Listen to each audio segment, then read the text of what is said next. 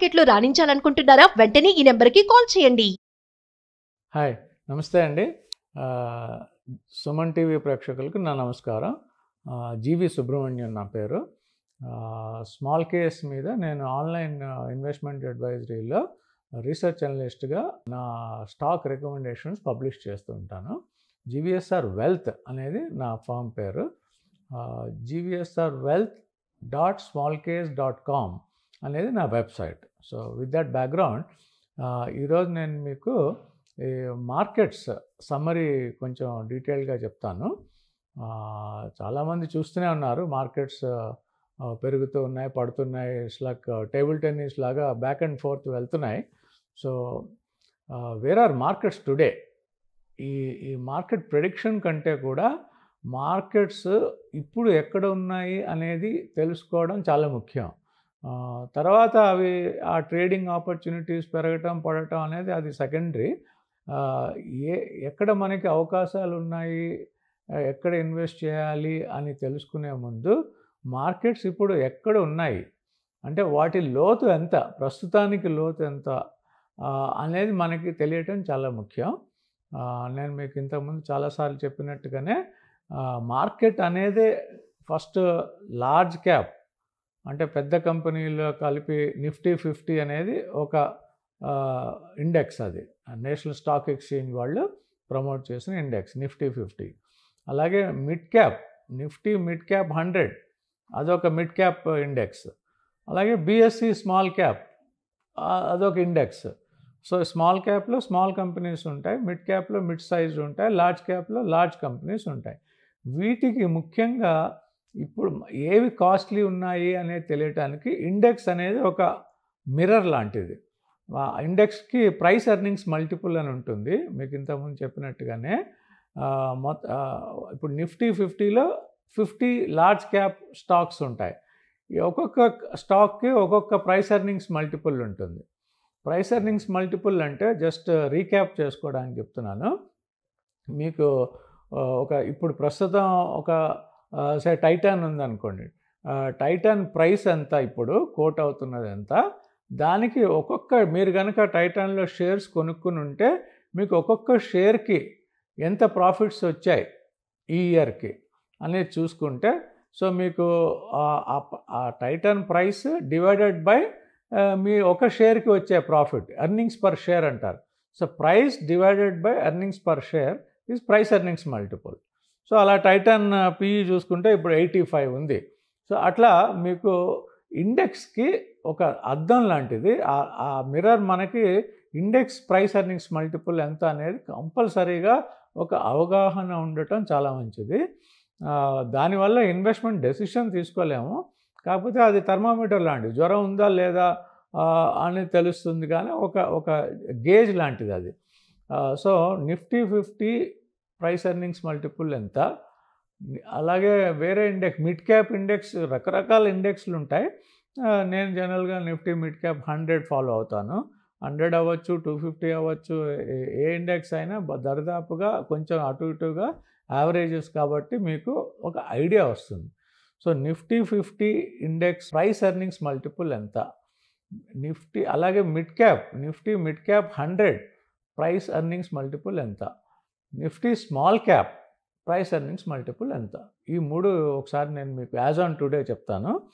So మీకు Nifty 50 వచ్చేటప్పటికి 21.4 price earnings మల్టిపుల్లో ఉంది. అయితే అది జనరల్గా హిస్టారికల్ యావరేజ్ అరౌండ్ 16 to 18 అని అంటూ ఉంటారు. దేనికి కూడా మనం బండగుర్తు పెట్టుకోకూడదు. 16 చీప్ అని రూల్ లేదు, 10 చీప్ అని రూల్ లేదు. అలాగే ఒకసారి హిస్టారిక్గా చూస్తే కొన్నిసార్లు 29 దగ్గర చాలా పెద్ద క్రాష్ వచ్చింది, ఒక్కొక్కసారి 35 వరకు వెళ్ళి మళ్ళీ కరెక్ట్ అయింది. సో ఆ మార్కెట్ ఎన్విరాన్మెంట్కి ఆ నెంబర్స్ ప్రస్తుతం ఎంత ఉన్నాయో తెలుసుకోవాలి, కానీ పాతకాలంలో ఏమైంది అనేది ఆ నెంబర్ ఇప్పుడు వస్తే మళ్ళీ క్రాష్ అవుతుంది, ఆ నెంబర్కి మళ్ళీ పెరుగుతుంది అని అలాంటి కోరిలేషన్స్ అసలు పెట్టుకోకూడదు. సో రైట్ నౌ ఒక నిఫ్టీ 50 అనేది 21.4లో ఉంది. అది స్లైట్లీ అబవ్ యావరేజ్ అని తెలుస్తుంది. 16 to 18 అంటే చాలా పర్వాలేదు. కొంచెం రిస్క్ తక్కువ ఉంటుంది. అలాగే 30స్లోకి వెళ్తే రిస్క్ ఎక్కువ ఉంటుంది. ఆ రిస్క్ ఎక్కువ ఉన్న జోన్లో ఎంతసేపు అన్నా ఉండొచ్చు. నిఫ్టీ అనేది ఎన్ని ఇయర్స్ అన్నా ఉండొచ్చు. అది రూల్ లేదు. వెనకాల ఆ నిఫ్టీ 50లో ఉన్న 50 కంపెనీల ఎర్నింగ్స్ గ్రోత్ బాగుందా లేదా, అది చాలా బాగుందనుకోండి, మీకు ఫర్ ఎగ్జాంపుల్ ఒక సంవత్సరంలో ఈ ప్రాఫిట్స్ గ్రోత్ అంతా అన్ని కంపెనీల యావరేజ్ ప్రాఫిట్ గ్రోత్ ఒక 15-20% పెరిగిందనుకోండి. ప్రాఫిట్స్ పెరిగి మీకు నిఫ్టీ 50 కూడా 15-20% పెరిగితే మీకు నిఫ్టీ అదే నెంబర్ మీద ఎంతకాలం అయినా ఉండొచ్చు అలా. సో అలా మనకి అది ఎప్పుడో ఫ్యాటీగ్ వచ్చి ఎప్పుడో కరెక్షన్స్ వచ్చి మళ్ళీ ముందుకు వెళ్తూ ఉండే అదొక బిహేవియర్, అది ఇండెక్స్ బిహేవియర్ అది. So 21.4 is okay. కానీ అన్ని స్టాక్స్ ఓకే కాదు. అందులో నిఫ్టీ 50లో మీకు ఫార్మా ఉంటుంది, ఐటీ ఉంటుంది, ఎఫ్ఎంసీజీ ఉంటుంది, బ్యాంకింగ్ సెక్టర్ ఉంది, BFSI, chemicals, oil and gas అన్నీ ఉన్నాయి. కాబట్టి వీటన్నిటి క్లాస్ యావరేజ్ మీకు 21. అందులో అంటే యావరేజ్ 21 అంటే కొన్ని యావరేజ్ కంటే తక్కువ ఉంటాయి, కొన్ని యావరేజ్ కంటే ఎక్కువ ఉంటాయి. ఆ యావరేజ్ కంటే ఎక్కువ ఉన్నవి కొన్ని చాలా ఎక్కువ ఉన్నాయి. ఫర్ ఎగ్జాంపుల్ ఇందాక నేను చెప్పినట్టుగా టైటాన్ 85 పిఏ అంటే అసలు ఆ పిఈ ఇంటర్ప్రిటేషన్ ఏంటంటే ఒక 85 పిఈ, దాని అర్థం ఏంటంటే ప్రైస్ ఎర్నింగ్స్ మల్టిపుల్. ఇప్పుడు ఈ ఇయర్ వచ్చిన ప్రాఫిట్స్కి 85 రెట్లు ప్రాఫిట్ ఆల్రెడీ ప్రైస్లో ఉంది. అంటే మీరు ఆ షేర్ కనుక ఈరోజు కొనుక్కుంటే మీకు నెక్స్ట్ 85 ఇయర్స్ ప్రాఫిట్స్, అంటే ప్రాఫిట్ గ్రోత్ లేకుండా ఇప్పుడు ఇచ్చిన ప్రాఫిటే ఎవ్రీ ఇయర్ ఇస్తూ పోతే టైటాన్ కంపెనీ మీకు మీరు పెట్టిన డబ్బు, ఇప్పుడేమో అవుట్ఫ్లో మీరు ఇచ్చేది, మీరు పెట్టిన డబ్బు మీకు రావడానికి 85 సంవత్సరాలు పడుతుంది. టైం వాల్యూలో మనీలో తీసుకుంటే అసలు మీకు ఎప్పటికీ రాదు. సో అందుకని లో పిఈ స్టాక్స్ కొనుక్కోవాలి జనరల్గా. ఇప్పుడు 5 ఏళ్ళలో 10 ఏళ్ళలో 15 ఏళ్ళలో అనుకోండి, మీకు 15 సంవత్సరాలు పట్టదు. ఎందుకంటే ఎర్నింగ్స్ గ్రోత్ కూడా బాగా పెరుగుతూ పోతే మీకు 5-6 ఏళ్లలో ప్రాఫిట్ రావచ్చు అక్కడి నుంచి లాంగ్ టర్మ్లో. సో అందుకని గ్రోత్ స్టాక్స్లో పెట్టి లో పిఈ స్టాక్స్లో కొనటం, ఎంత లో, హౌ లో ఈజ్ లో అనేది ఎవరు చెప్పలేరు. అది ఒక్కొక్క స్టాక్కి ఒక్కొక్క స్టోరీ ఉంటుంది. కానీ బేసిక్ ఇన్వెస్ట్మెంట్ ఫిలాసఫీలో మిగతా అసెట్ క్లాసెస్ కొంటున్నట్టే తక్కువలో కొని ఆర్ ఫెయిర్ ప్రైస్లో కొని, తక్కువలో చౌకగా మంచి, ఇప్పుడు మీరు బంజారా హిల్స్లో తక్కువలో కొనలేరు, కానీ రీజనబుల్ ప్రైస్లో ఉంటే కొనగలుగుతారు ఇల్లు.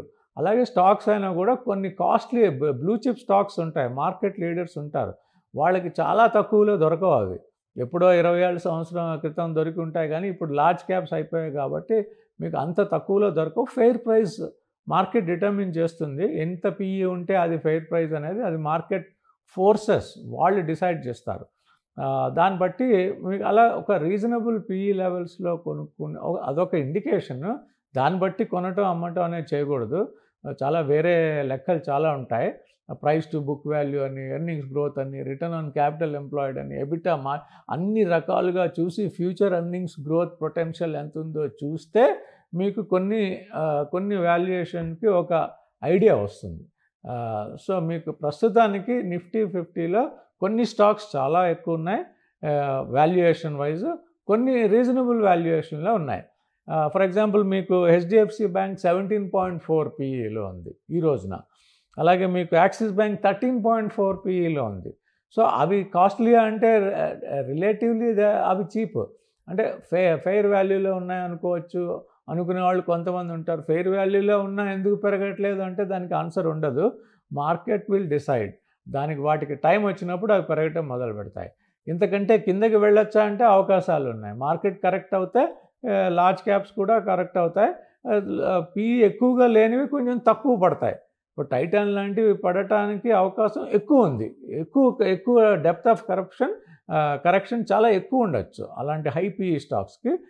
ఆల్రెడీ పిఈ తక్కువ ఉండి ఎర్నింగ్స్ గ్రోత్ స్టేబుల్గా ఉండి, లో పిఈ అనేది చీప్ కాదు, ఎర్నింగ్స్ గ్రోత్ బాగుండి రెగ్యులర్గా ప్రాఫిట్స్ ఇస్తూ సేల్స్ గ్రోత్ బాగుండి స్టడీగా ఉన్న కంపెనీస్లో ఇప్పుడు ప్రైస్ ఎర్నింగ్స్ మల్టిపుల్స్ ఎక్కువ లేకపోతే మార్కెట్ కరెక్షన్ వచ్చినప్పుడు ఇండివిజువల్ స్టాక్స్ తక్కువ పడటానికి అవకాశం ఉంటుంది.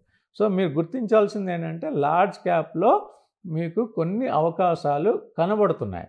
అలాగే మీకు మిడ్ క్యాప్లో చూసుకుంటే మీకు మిడ్ క్యాప్లో 35.2 పిఈ అంటే యావరేజ్ 35.2 అంటే కొన్ని 50లో ఉన్నాయి, కొన్ని 60లో ఉన్నాయి. అదే ఫ్రాత్ అన్నారు.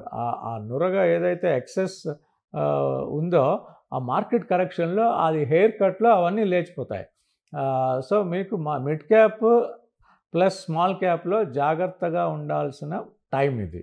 అయితే మార్కెట్స్ ఎలక్షన్ తర్వాత క్విక్గా ఇది నెక్స్ట్ సెషన్లో మీకు చెప్తాను.